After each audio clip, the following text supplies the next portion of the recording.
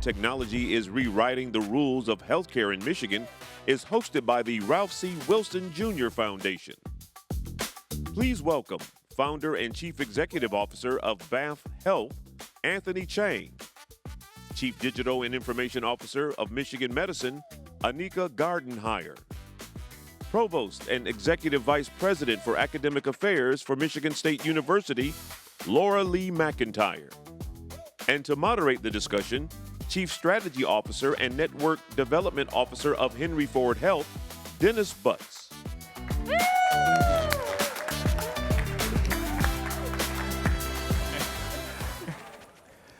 Well, good afternoon, everyone.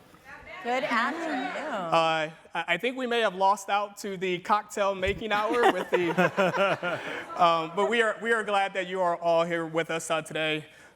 We really think that we're going to have a compelling conversation on this hot topic, how technology is actually reshaping and rewriting the rules of healthcare right in Michigan. We're having this conversation as we just look at the pace of change and just how fast technology is changing healthcare. It's changing healthcare and how patients engage care, how care is actually now being delivered. It's changing how health systems function, both individually but also how we collaborate together. We're seeing this firsthand right at Henry Ford Health. We're using a lot of technology to inform patient care. We're actually using it to address administrative complexity and also how we partner together. We're leaning into innovation-driven partnerships. You see two of those partnerships on the stage today with BAMF Health as well as Michigan State. We're not just looking at common ground, but showing the power of what can happen when like-minded, mission-oriented organizations get together to solve big problems. We believe that we can solve big problems better together versus going down that pathway on our own. I think as we have this conversation today, it's important to realize that it's not just healthcare organizations that are using technology. We're actually seeing changes in consumer behavior as well. Consumers are now using AI tools and other emerging technologies to begin to manage their own health, even thinking about their own treatment plans, and also thinking about when, if, how it will actually access care. So I think technology is truly reshaping the front door of the healthcare system. So I think with that, as we think about just how we start the panel, it's one thing to keep in mind. How do we go fast enough where we can really harness the value of all these emerging technologies in a way that we can bring value to the communities that we serve faster? But I think with that, how do we make sure we don't go too fast? When we think about technology being utilized in something as sacred as patient care, we don't want to mismanage the risk, and we also want to build trust at the same time.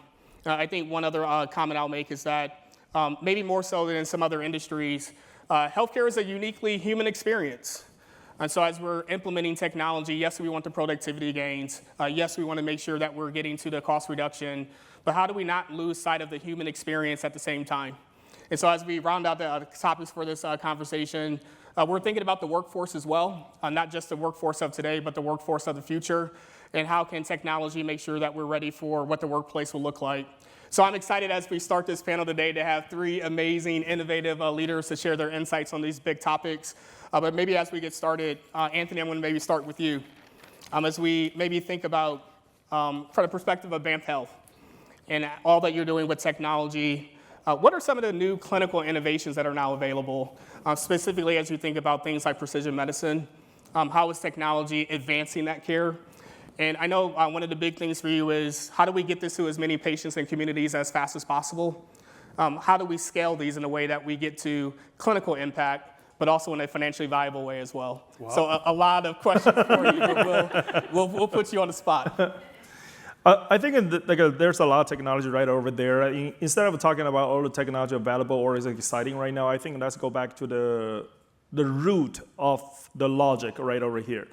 What we're trying to do over here, we all know we need to achieve precision medicine. Precision medicine, everybody has different kind of definition. But for me, it's very, very easy to define. It's a 5 right. We need to make sure the right patients have the right diagnosis, offer them the right treatment at the right dose at the right time. So I don't think anybody is trying to argue with that. The problem is how are we going to achieve this in the most efficient way? And then so the term I created is called, right now we really need to achieve something called intelligence-based medicine, precision medicine. What does that mean? That means the very first thing is we need to acquire the right information first. And so without information, without the right information, then we'll never be able to acquire the right intelligence. But information doesn't really mean intelligence. Information after the right analysis, then we got intelligence. And then we can start using those kind of intelligence to help us to make the right decision to treat the patient. That's how we achieve the true precision medicine. So for information acquisition, and we all know genomics is important, proteomics become very important, a lot of lab tests is being important, imaging study with MRI, CT, and different kind of modality is important. And right now the new technologies in the field we're in called PET technology, partial emission tomography, or molecular imaging. That is important. So we acquire all this kind of information. Now the problem is how are we going to process this large amount of information and in different kind of format, siloed, stored in the hospital system, and use this kind of intelligence to treat the patients. So for a long time, this is really troublesome. But right now, with the new AI technology coming out, and with we need to redesign this kind of platform, and so we can start using this kind of information to acquire intelligence and treat the patient, and that's the goal. And we really have all the technology in our hand, in our pocket, and now to get to the next question. Yes. How are we going to get there? I think the most important part is not like a tactical method. The root problem is the mindset. I mean, at this era, speed is very important, and also the leverage technology is very important. To have those kind of mindset, willing to take reasonable risk to benefit the patients, to make the whole system more efficient, to lower the cost of healthcare, to scale things up, to make every new technology is accessible and affordable to every single patient as soon as possible. That's the right mindset. And that's actually, I think, the mindset we're lack of in the conventional healthcare. But in the new era, when we have new technology, to have this kind of mindset is so important. And another mindset is collaboration. There's so many new technology, nobody can do it by yourself. And if we can work with each other and to make sure we all aligned on patient care is our end goal, then we can actually really achieve it in a high speed and really achieve the true precision medicine we want. Cool. Thanks, Anthony. And maybe I'll build on that mindset comment that you just made, and Anika, pull you into the conversation. What actually needs to change with health systems to actually implement this technology? And as we've talked about not just driving efficiency, but really the human experience, building trust. As we think about the right mindsets to be more effective, what needs to change inside of health systems? You know, it's an interesting thing to think about what needs to be different. I'll start with what needs to be the same, right? So we still have to do the work of change management. We still have to do the work of implementation. We still have to get people to do something different today than they did yesterday because the solution exists. And if that's not true, then the things that we're making, they don't matter, right? So if we want them to matter, we still have to do the very human work of adoption. So the work of getting people to do exactly what Anthony just said, of making the mindset shift, that's real work. That's not put it out there and let it go viral. That's not see what happens if in that. That's real work that is planned, that is actionable, that requires infrastructure, and that requires lift. I think the other part of what has to be different is we have to get really honest about what it actually takes to make it true, right? So that's real infrastructure built out, so whatever your strategies are around your tech stack, it's real data governance and data alignment that actually makes the things happen that you can actually build these new tools on. It is ensuring that you have the right infrastructure around everything from consents, right, to trust and trusted relationships around data and how you'll use it, and that patients and individuals and communities understand what we will hold true and valuable as the push that inevitably will be true about how fast you can go and how much risk we will take comes into fruition. So if we make promises, we keep them. If we have values, we hold true to them, right? And I think both of those things, all of those things have to be true as we move forward. And I think the other part is what has to be different is that we have to respect the opinion of our newly informed consumer. I jokingly say this thing is like Dr. Google on steroids. Mercy help us all, right? Everybody is walking in with access to untenable amounts of information. But how do you create situations where there are trusted sources of information, clinicians and people who provide care, and consumers who are working to receive care have similar set trusted sources of information, so similar sets of decisions can be made? And I think we have to be purposeful about implementing these solutions in ways that build trust between individuals and their providers versus degrade trust between individuals and their providers. And I think a lot of that comes from how you source information, how you provide information, and the importance of brand and institutional value to our consumers. I love what you said, and we have to work quickly, but we can work only as fast as the speed of trust. 100%. Yeah, I think if we're moving this fast and it's happening on both sides of the equation, on the health system side, health industry side, as well as on the consumer side, I think it makes us really focus in on higher education. How are we training the workforce? How are we training consumers to really take advantage of the opportunities that are out there? And so, Laura Lee, just really want to get your opinion on what should we be thinking about as far as how we train the next generation of the workforce that are going to be using this technology? How should we be focused on not only curriculum, but experiences, skill sets that individuals might need? And then maybe have you weigh in on how do partnerships kind of play into this? We have a partnership, Henry Ford and Michigan State, and if you think about the real problems we're trying to solve, not just learn something in school, but have impact in the workforce, how does that all begin to come together? Great set of questions. I will try to remember all of them. First of all, AI has been around for a long time, but we have recently started seeing it crop up in the workplace. We see it in students. We see it, it's everywhere. If you're walking around with a miniature computer that we call a phone, it is in our hand. It is in our feed. It is all around us.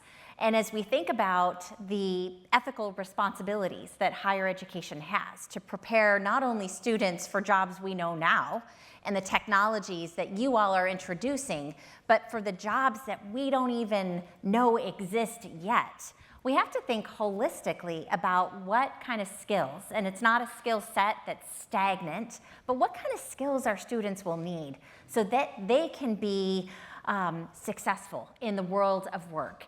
And chances are those careers will evolve over time. Reflect on your own career pathways. Probably it wasn't a straightforward path. We took those circuitous turns. And so we need to instill the values, the ethics, the skill set, the curiosity, and the exploration that is necessary for our students to be future taxpayers and drivers of our economy in the state of Michigan. Michigan State University graduates more students that are Michiganders than any other university. We take that obligation to produce students that will stay here in the state of Michigan. 2/3 of our graduates do. They stay here, they want to work here, they want to thrive here, they want to start families here, but more importantly, they want to get a job first. And so we convened under President Kevin Guskiewicz's leadership last year, we convened the Green and White Council, go green, and we brought 17 industry leaders together. And we had a series of meetings with them over the period of a year. And we asked them, we challenged them to reflect on their industries across 6 different sectors, including healthcare. What are the gaps? What are the needs that Michigan State and other universities can help fill? What are we missing in our curricula, in our experiences? What do our students need to be employable for those jobs that we know about now and our future jobs? And we listened and we learned and we responded to their asks and their recommendations. So what did they tell us? The Green and White Council, 17 industry leaders, suggested that our students need more AI readiness skills. That's not a news flash, but higher education is grappling with how to do that. Do we require training? Is there a required element in the curriculum? Other institutions have grappled with this too, taken different approaches, and AI is not a stagnant thing. It's rapidly evolving, and so we heard from our industry partners that our students need to have fundamental literacy, competency, exposure, whether you're a philosophy major or whether you're a computer scientist. We also learned that it's more than just a skill set and an introduction. It's really a passion for lifelong learning. So we can teach students a skill and we can graduate them, but we need to produce learners, people who are open and curious and have the capacity to work in a team, to be nimble, to take the perspectives of others. And we find value in bringing people together in classrooms where there are many, many differences among our students and pose a certain set of problems and allow them to explore. But we heard loud and clear AI and emerging technologies is important.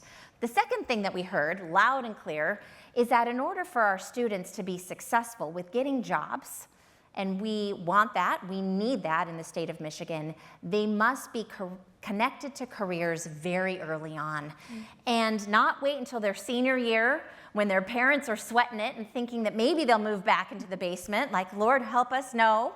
But we need to introduce these career opportunities and exposure even before they set foot on our campus, through exploration, through opportunities, and importantly, through connections with industry. So you're hiring folks in healthcare.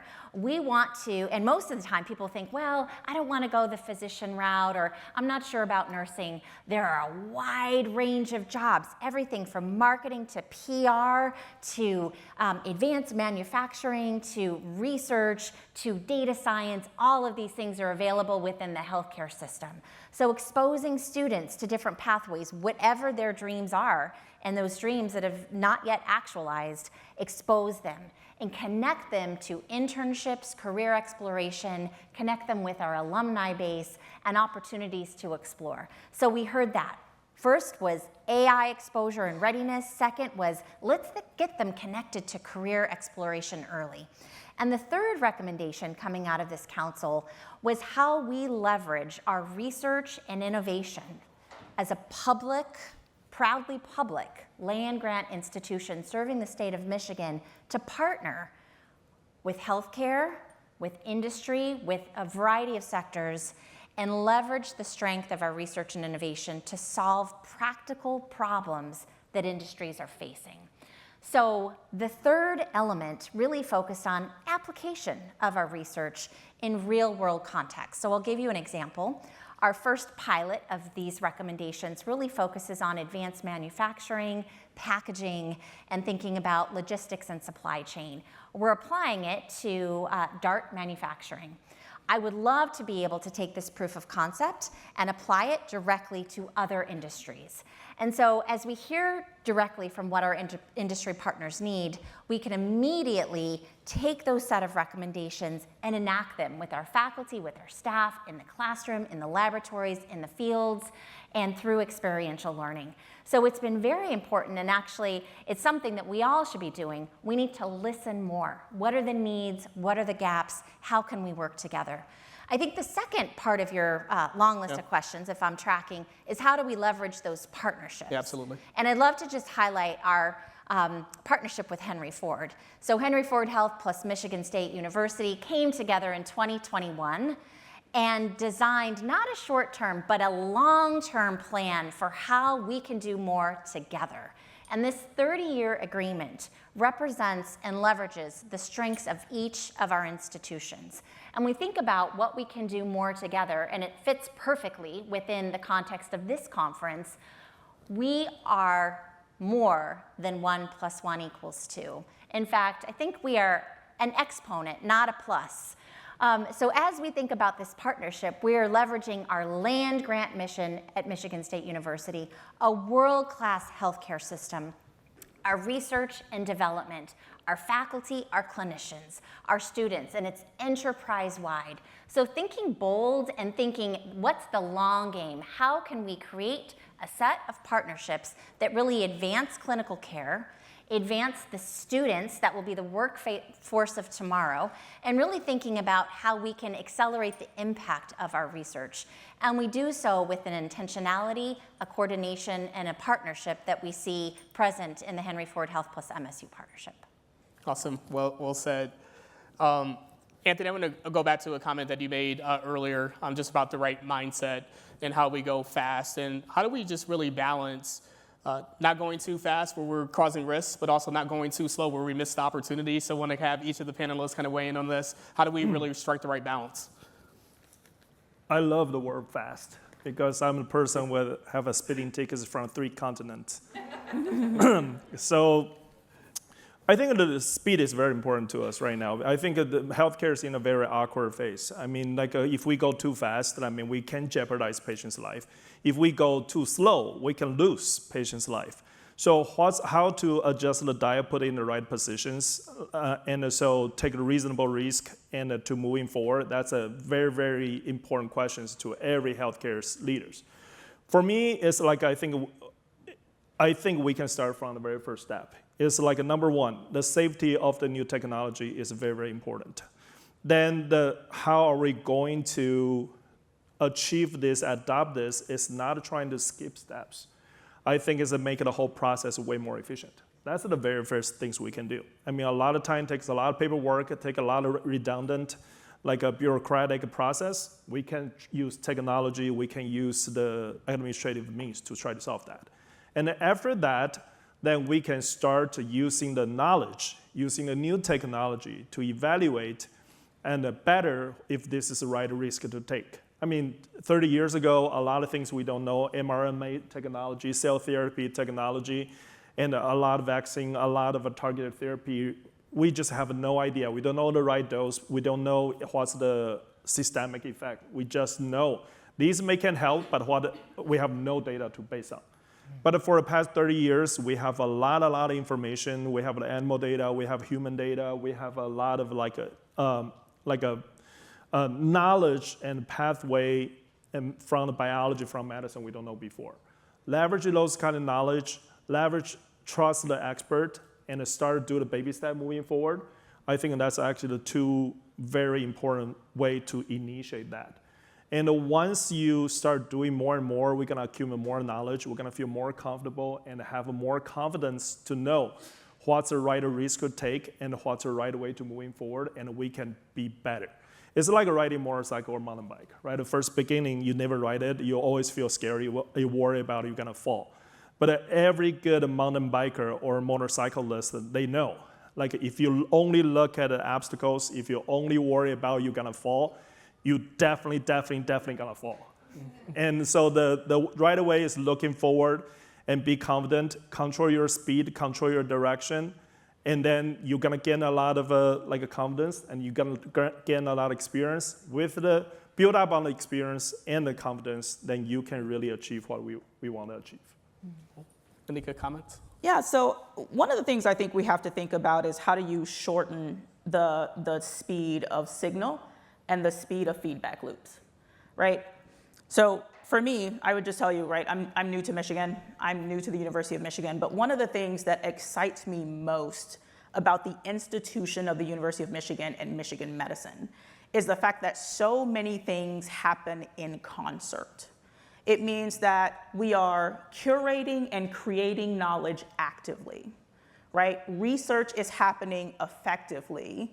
Best practices are being developed and drug discovery is happening, and then that is being able to implement patient care, right, super solidly, and the monitoring that needs to happen across the state, right, because we treat patients from every county in the state, can happen together in concert without break and without disruption. And so the speed at which you can understand signal in the noise and the speed at which you can take that signal, understand it, curate it, and create impact is unparalleled.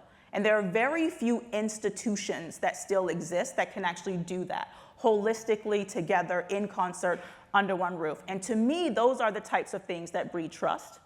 It is to say that we do not promise to always get it right. We promise to be very cognizant of where the risk exists that we might get it wrong.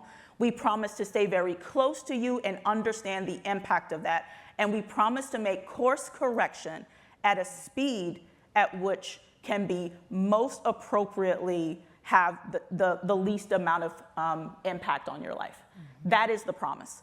And so our ability to do that, our ability to utilize the tools to understand the signal, our ability to curate the signal with our education, with our impact, with our research, and our ability to take that understanding and to scale it at a level that has high positive impact. Again, there are very few organizations that can do that at the speed at which we need it and at the speed at which these tools will actually enable. And to me, that's how you balance the risk.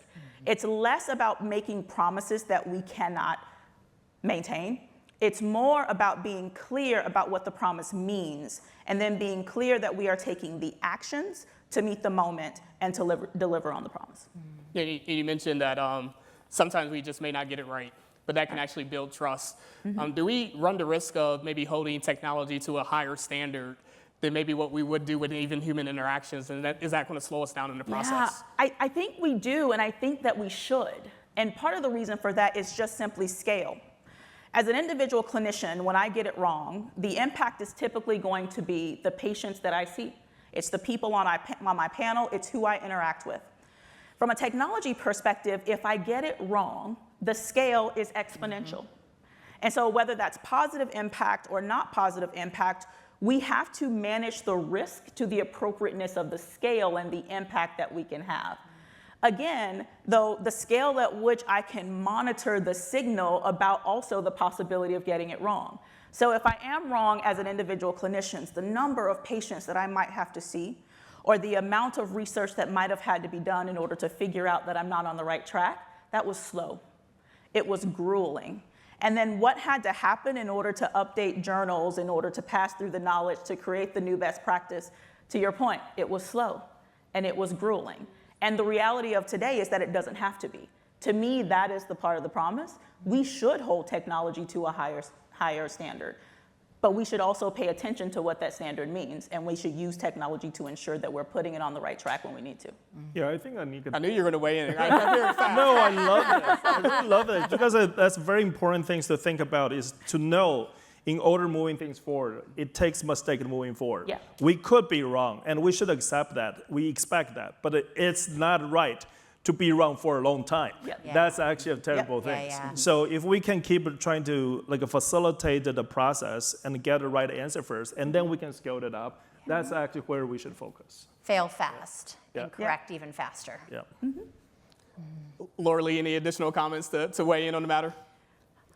I really appreciate what the panelists have said. I think knowing what success looks like and defining that up front can also be helpful because it serves as a guidepost. And sometimes when things are moving so quickly and you don't have the checks and balances in place, it's easy to get off track. And it's easy to have the problems drive the actions without keeping the solution and sort of what success looks like in mind. We are in the technology business, but we are in the people business first. And so I would add that it makes a lot of sense to keep talking to one another, keep checking in with our patients, keep checking in with our students, keep checking in with our consumers, and being open to that feedback rather than being committed to a set of actions that we may need to modify. So there's a people element in this technology as well, ensuring that we have stakeholder engagement, that we have feedback loops, that we have data-informed decisions, but also that we don't lose sight of the human reality of the impacts. Awesome.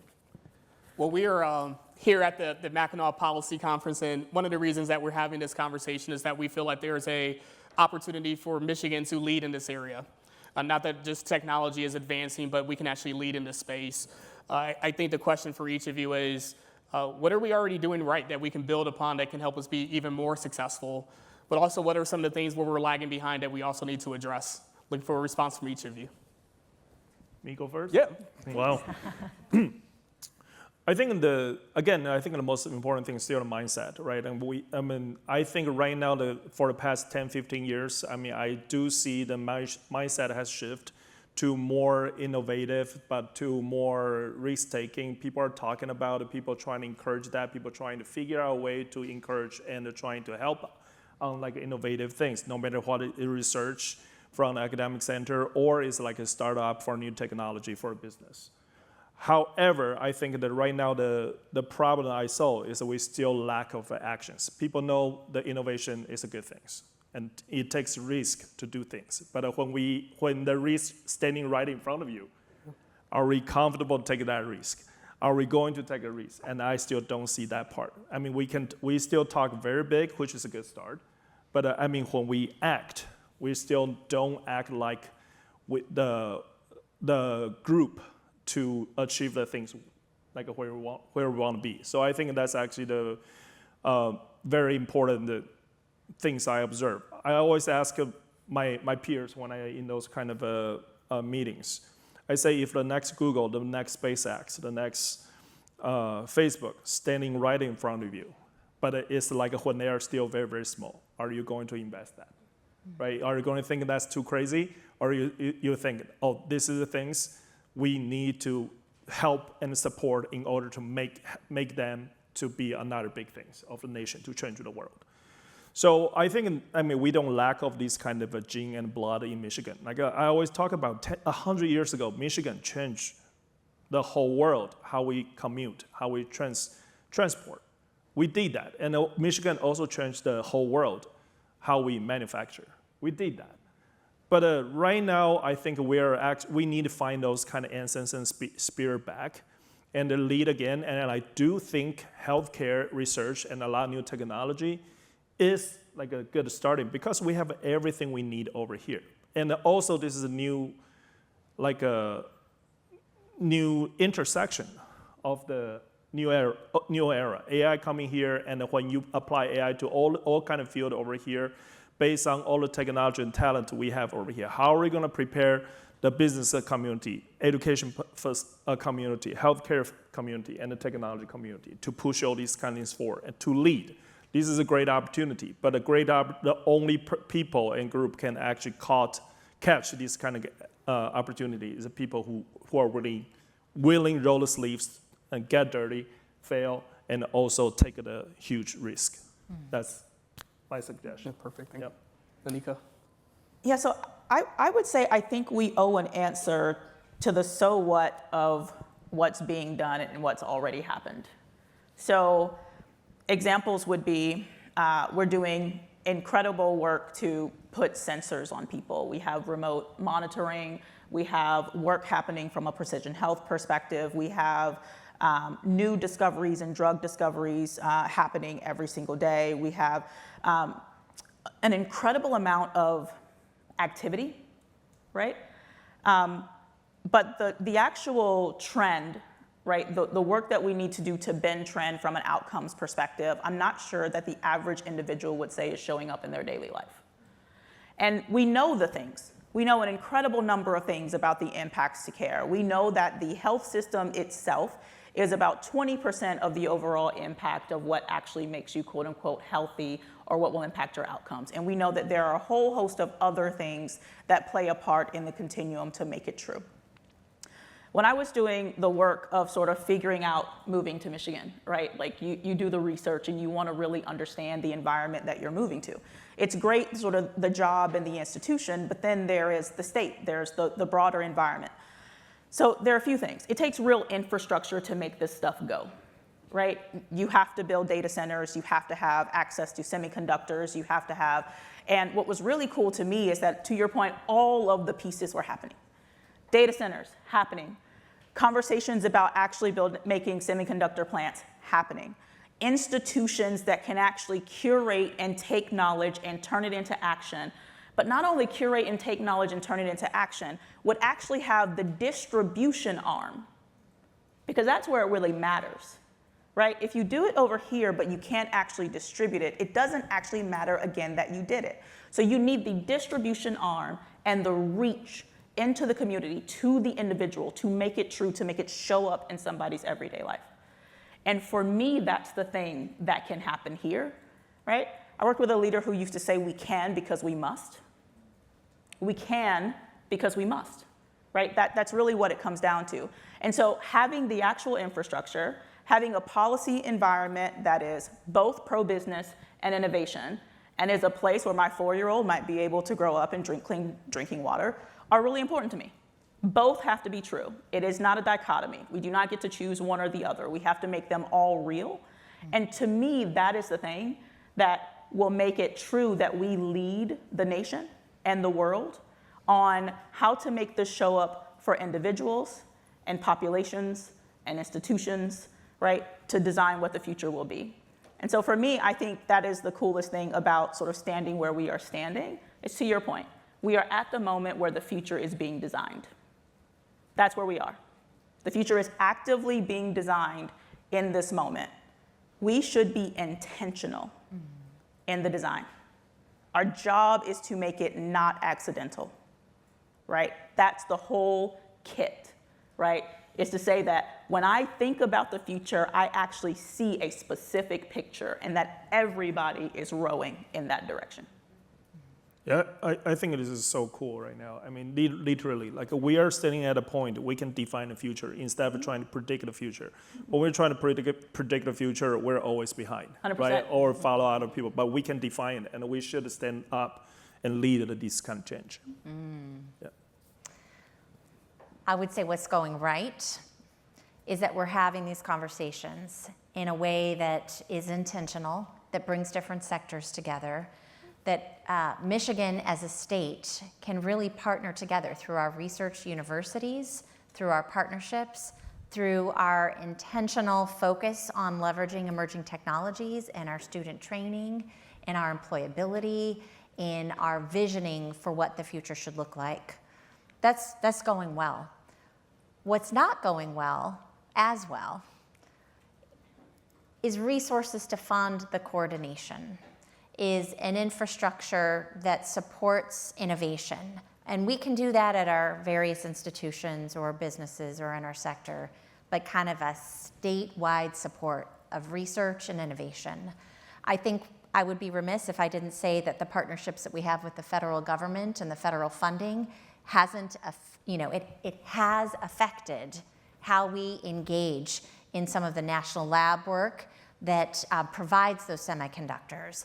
Our facility for rare isotope beams, and really thinking about our K500 chip testing facility at MSU that's been around for decades but is potentially threatened with the changing environment at the federal level. And I don't want to shine a sole light on these government partnerships, but I think it's important for us to solve together and how we as a state come together and propel a unified vision forward. So we're doing a lot of good things. We need the infrastructure and the support for the coordination and the collaboration. I think we have the will. Let's ensure that we have the resources. We also have, we're a top 10 R&D state. I'm sure you did your research when you moved here, and so did I, and that's very exciting. But let's translate that to a top 10 innovation state. Let's keep that here in Michigan so it can drive the technological advances in biomedical sciences and other fields so that we can keep that here in the state of Michigan. So I think there's some opportunities. There is enormous potential, and we're not starting from scratch. We have incredible partnerships. We have the will to do this work, and we need to be intentional about creating the coordination, the collaboration that is necessary for that infrastructure in order to propel us forward. Well said. And Anika, you commented, we can because we must. If we're successful and we come back here a year from now, what's changed where you can actually say that we're actually making progress? When I think about what would be different, first I would say this would not have just been a conversation. We would have something to show for having been a part of this room together. We would have a report for what it means to have more statewide coordination, what it means to be supporting each other, and what it means to be actively building infrastructure. I think we would be talking about typically how the mindset continues to shift. The pace at which technology is moving is one part of the conversation, but the pace at which it's being adopted, I think, is the real conversation. And so the impact that tech is having on people's lives, whether they know it or not, to your point, AI has been around a long time. And in fact, the term AI, as a technologist, sometimes annoys me. Most of the time, people are not actually talking about AI. But the impact of technology on individuals' lives, I think when we have a point of view about what we think that should be and what we think it shouldn't be from a policy perspective, and that we've come together and agreed on that from a positivity perspective as well as from an innovation perspective, to me, that's what would be different. There would not be one conversation about innovation or mindset shift. There would be conversation about what it means to create tech hubs and health hubs. There would be conversations that say, for example, whether you agree or not, if the future is that we're going to put a sensor on every chronic disease patient by 2030, Michigan is answering the so what of that being true. And we are collecting the data, curating the data, creating the innovation, and designing the future of that being true right here. Anthony, how about for you? A year later, we've made progress. What does that look like?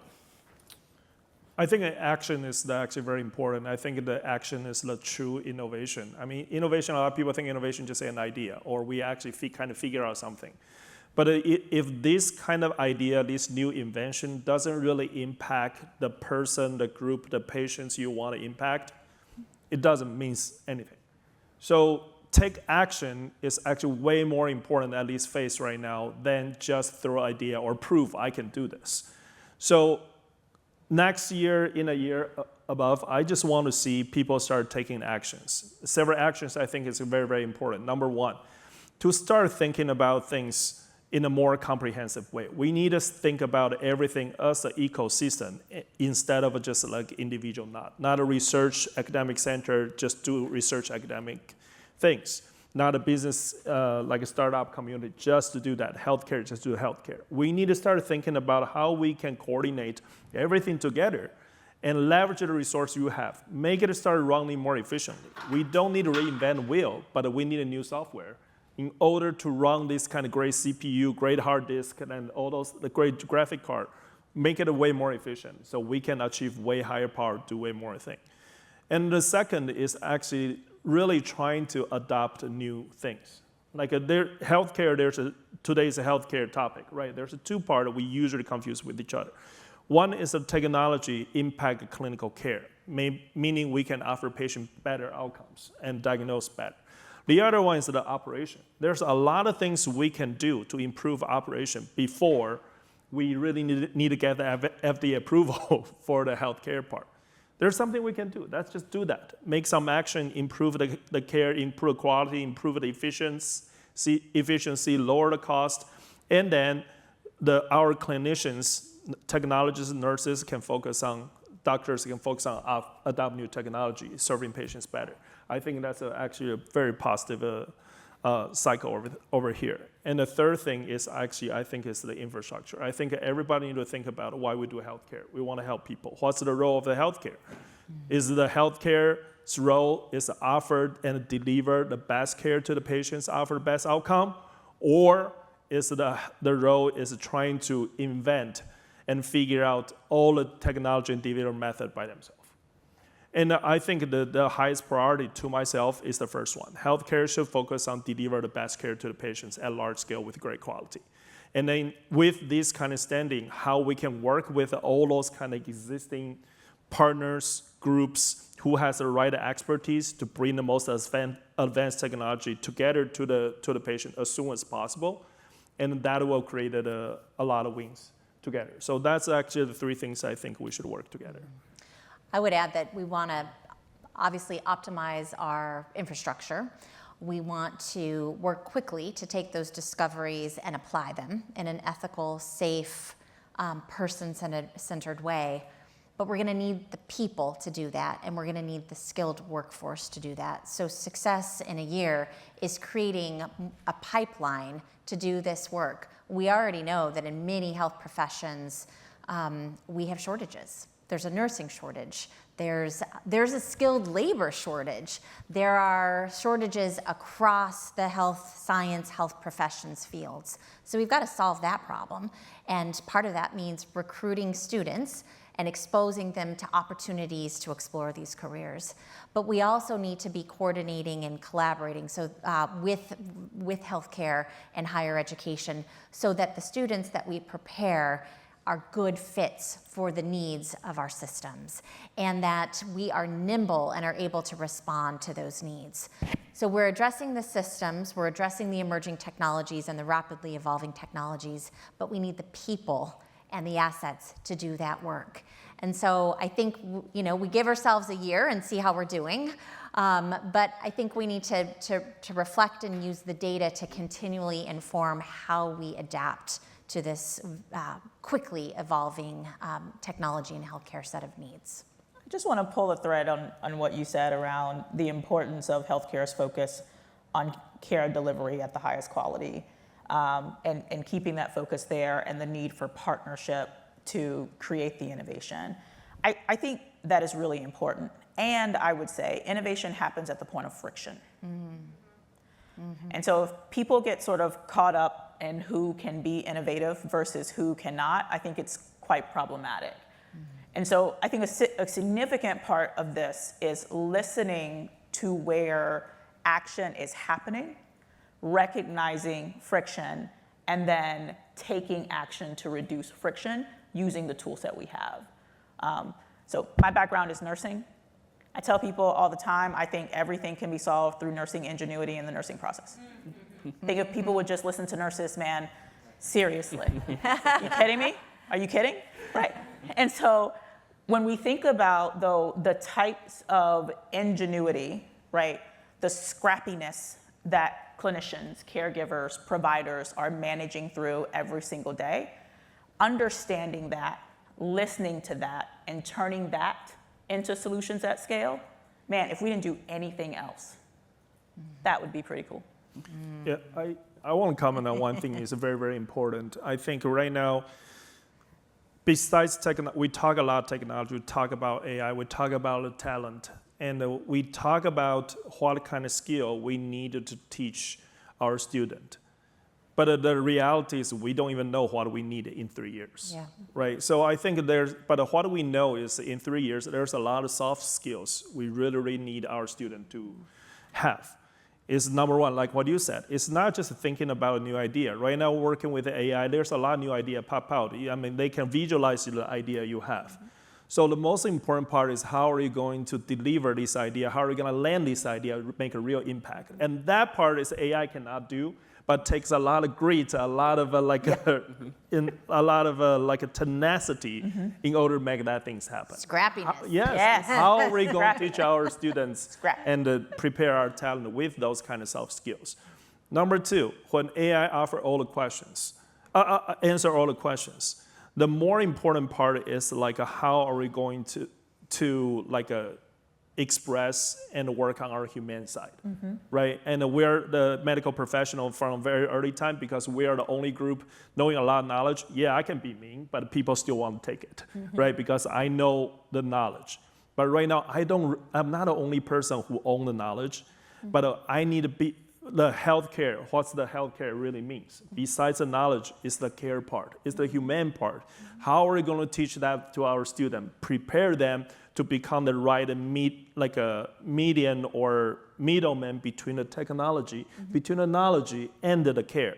That's very, very important things we have. And I think that's actually the school and the university academic center should start to focus on. And then the third thing is how are we going to quickly learn things? New things going to keep coming out, and nothing we are going to face and need to use in 5 years, school is going to teach you. How are you going to learn those kind of things? Those soft skills is so important for our student to get ready for. Yep. So you mentioned, Anika, that the points of greatest friction. Maybe to put you on the spot, from a nursing perspective, where is the greatest point of friction and where we need to look for solutions? Yeah, so I think there are a couple of things. There is, to your point, how do we consume and understand the incredible amount of knowledge that's out there? I think that is really difficult. I used to say all the time, I don't need another data point. When I worked at the bedside in the ICU, I can remember literally when like the monitors at the bedside went from like 12 to 24 data points. And in my head, I thought to myself, and what am I supposed to do with that? It didn't make any sense, right? And so it's interesting the things that we do to create solutions. It would be like, oh, wait, you have so many more squiggly lines. I need a sentence, not more squiggly lines. I would like a suggestion. You figure out the squiggly lines, give me a suggestion, and then let me take the things that happen with my 5 senses and standing here beside this human and interpret whether or not your suggestion is right. That's my skill. My skill is not interpreting 12 more squiggly lines into a couple of suggestions, right? And so to me, I think if we are doing the work and we are designing calm technologies and calm solutions, things that wrap around these empathetic moments and create trust, right? But deliver the highest quality outcomes, it will be because we actually took the time to understand that, right? For me, I've been fortunate to be sort of in this paradigm of seeing technology develop over a long horizon, right? I was at the bedside when the rapid infuser came out, for example. If you don't know what a rapid infuser is, it's a thing that pumps fluid into people very fast. And before that, we would put up these pressure bags and we would, right, pump them up really quickly. And then afterward, you'd walk around and you'd pick up the bags and you'd say, oh, it looks like 300's left in there. And you would guess how much volume actually went into the patient. And then the rapid infuser came and we knew, right, down to the milliliter. And so then what you could do to treat that patient's fluid overload, what you could do to support that patient and sustain that patient afterward was significantly different. We have been doing this work for a very long time. If we keep listening and then innovating around the pieces and parts that don't work well, we will come out intentionally and purposefully better. And so for me, I say it's at the point of friction where the patient can't make the appointment, where the person who lives rurally is struggling with access, where the individual provider cannot manage their patient load, where I'm trying to find the balance of consuming information and delivering care, right? It's at those points of friction that if we design around making those better, we will have the better outcomes and the better design that we're looking for. So maybe we'll end the conversation just looking for maybe one phrase response to this question. As Michigan, we get this right if. So maybe Laura Lee, I'll start with you and then we'll just kind of go lightly around through the panel. We get this right if we collaborate as a state across sectors. One sentence, so I'm going to stop there. We get this right if we listen first, then act. That's hard. I would say we do it right if we have the right mindset, and we do this right if we ask the right questions. Yeah, I think we're seeing from this panel that technology is changing rapidly, faster than what we've ever seen before in healthcare. It's coming at a time that's critically important as we continue to see healthcare costs continue to rise, the national conversation that we're having around affordability. I think what we're hearing from this conversation today is that we can get this right if we're solving for big problems, if we're using technologies in real ways that bring real solutions at the point of friction, but also that we're delivering on the promise of affordability at the same time. I think as we're doing that, we want to make sure that we're not losing track of the human design and experience as we're implementing these technologies and make sure that we're building trust at the same time. I think that what this conversation shows is that we can't do this alone. This is a conversation that needs to happen across sectors, across organizations, so that we can have a big impact together. I think we have an opportunity, as we mentioned, as Michigan, if we get this right in collaboration, we can deliver a new healthcare model that drives safety, that drives quality, innovation, and affordability at the same time. So Anthony, Anika, Laura Lee, thank you for joining us for this conversation, and thanks for all of you joining us in the room. Thank you.